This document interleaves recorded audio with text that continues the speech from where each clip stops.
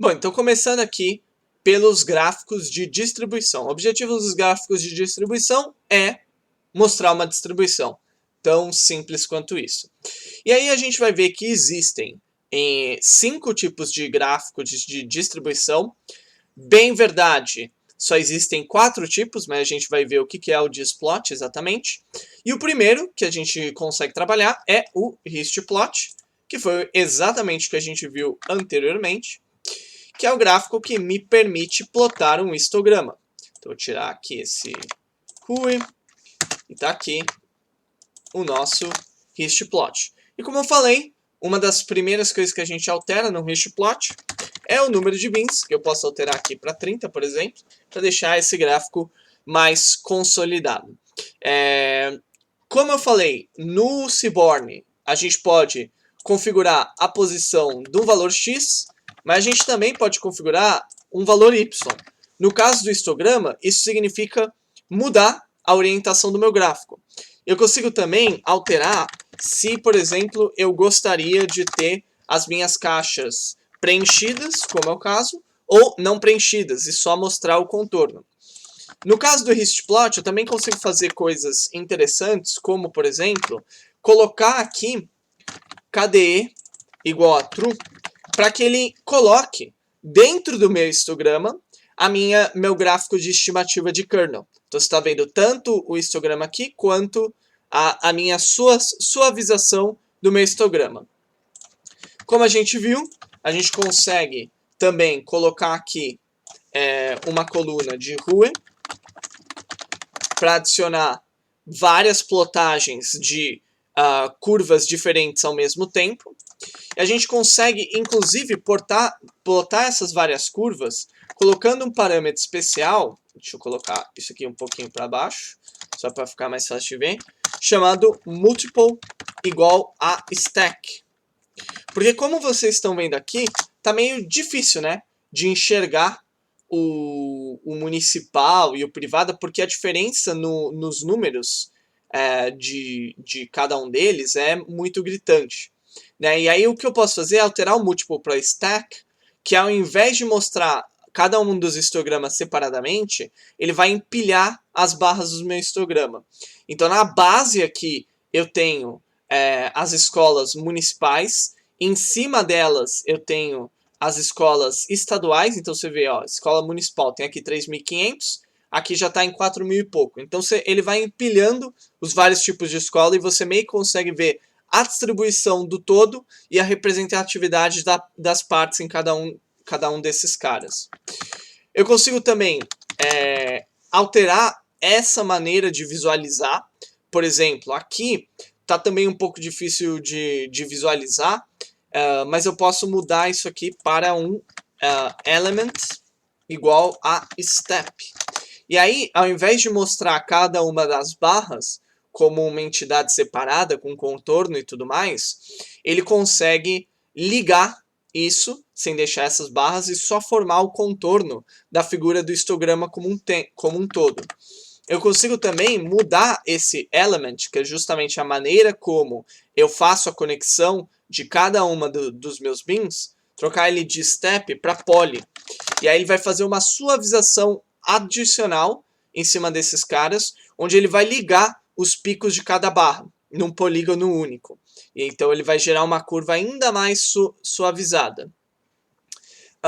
E eu consigo fazer alterações adicionais, como por exemplo, aqui, mesmo fazendo tudo isso de modificação, ainda está razoavelmente difícil de enxergar tudo, né? De enxergar cada uma das barras de forma independente. Então o que eu posso fazer é trocar o meu stat aqui para density.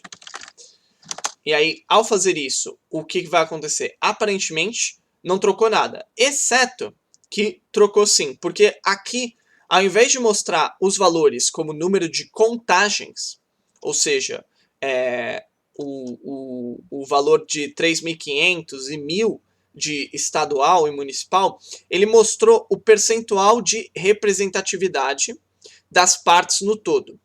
E aí, eu ainda consigo vir aqui e colocar um common norm igual a false. Por quê? Porque, por definição, quando eu mudo o stat para densidade, ele vai mostrar a representatividade dessa parte no todo do data frame. Então aqui tem que 30% de todas as escolas são escolas municipais com IDEB ali nessa faixa próxima de 6. Quando eu mudo o Common Norm para False, ele vai mostrar a distribuição dentro de cada grupo de TP dependência. Então você consegue ver aqui agora, muito mais claramente, como que é a distribuição das escolas federais dentro das escolas federais. E o histograma não é um gráfico que você apenas pode mostrar como barras, como está mostrado aqui, como divisões individuais de cada grupo, mas você também consegue alterar o meu histograma para que ele seja um gráfico cumulativo. Como eu venho aqui, e aí aqui ó, nós temos Stat Density, a gente está com Common Norm igual a False, daí eu vou vir aqui e colocar alguns parâmetros adicionais que a gente já conhece. Então eu vou colocar o Fill como sendo falso, tá? Porque aí agora os gráficos não são mais preenchidos.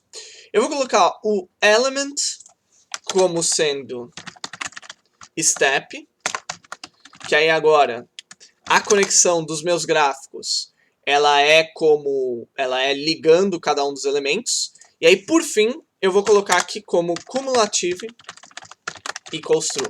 E essa, como eu falei para vocês, é a melhor maneira da gente enxergar distribuições de histogramas combinados, que é por meio de um gráfico de frequência cumulativa. Então o próprio histograma eu consigo parametrizar ele inteiro com os parâmetros que a gente conhece, que vocês viram que eu fiz de forma incremental aqui, mas ainda colocar um parâmetro de cumulativo para que seja mais fácil comparar esses diferentes caras aqui.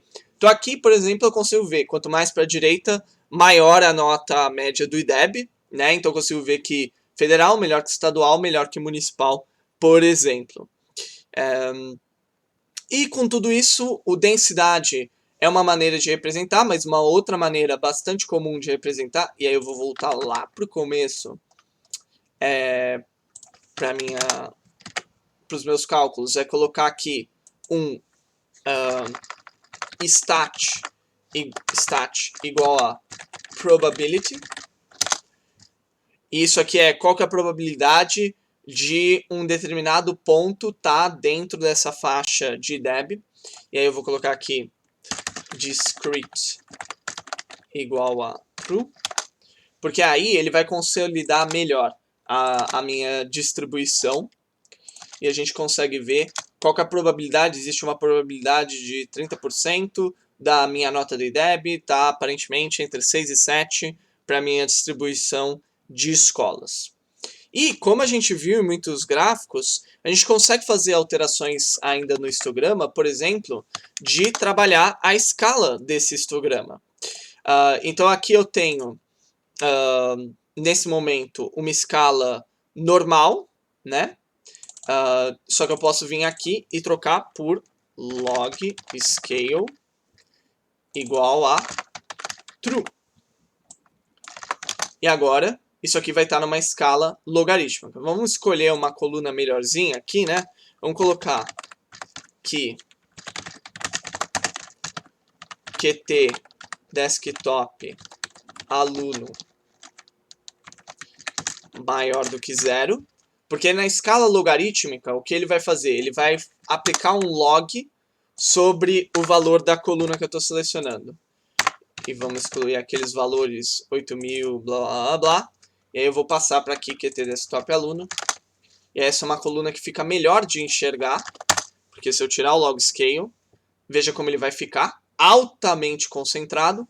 Então aqui seria um bom exemplo de colocar o log scale, porque aí eu consigo ver um pouco mais de maneira mais discreta ou com melhor graus de separação, como que é a distribuição da minha base por QT desktop aluno. E o interessante do gráfico de histograma, no caso do Seaborn, é que ele não se limita a ser um gráfico unidimensional. Eu posso, por exemplo, pegar esse cara aqui, vir aqui e adicionar o valor de x, QT desktop aluno, mas também adicionar um valor de y, de nu aluno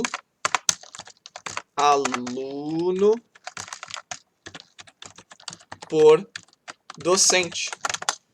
E, opa, faltou uma vírgula aqui.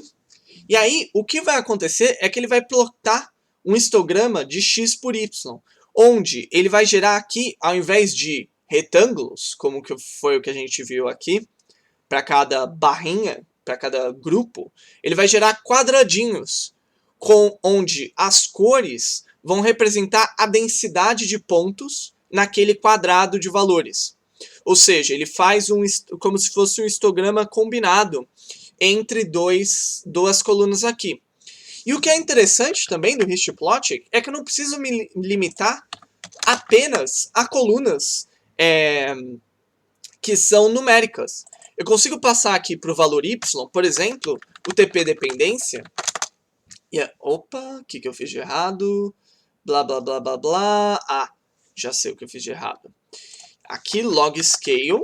Obviamente, eu não consigo aplicar para o TP dependência, então tem que ser true para o eixo x e falso para o meu eixo y. Então eu consigo, por sinal, essa é uma configuração que você pode fazer, escolher quais eixos vão ser aplicados em log scale. E agora eu consigo ver a distribuição do QT Desktop Aluno para cada faixa, para cada grupo de TP dependência. Então veja que o histograma ele é justamente essas barras do QT Desktop Aluno, só que ele mostra essas barras na distribuição de cada grupo de escola. Então você está vendo pela cor qual que é a concentração de pontos em cada um desses grupos. Então fica claramente que muitas escolas municipais estão aqui nessa faixa, com baixo número de QT Desktop Aluno, e aparentemente tem uma concentração razoável de estaduais para número de QT Desktop maior, mesmo que elas não sejam, que é parecido com municipais, mesmo que o número de escolas estaduais eu acho que é metade do número de escolas municipais. Então claramente a média de desktops para escolas estaduais é maior do que de escolas municipais. E eu consigo, se eu quisesse ver esse gráfico de forma mais clara, alterar parâmetros da minha distribuição. Então, um parâmetro interessante que a gente consegue fazer é um Pmax de 0.9. E aí, o que esse Pmax vai fazer? Ele vai excluir, por exemplo, pontos de distribuição que que a gente pode considerar como outliers. A gente pode colocar aqui um Ptrash de 0.05, que tem que existir minimamente uma densidade de pontos X de 5% aqui nesse caso, para que eu mostre ele no meu gráfico. Então isso me permite excluir uma parte desse ruído, que é basicamente essas barras de azul claro, e ver realmente onde os meus pontos estão concentrados. Então você veja o tanto de flexibilidade que eu tenho para gerar histogramas aqui com todos esses parâmetros adicionais.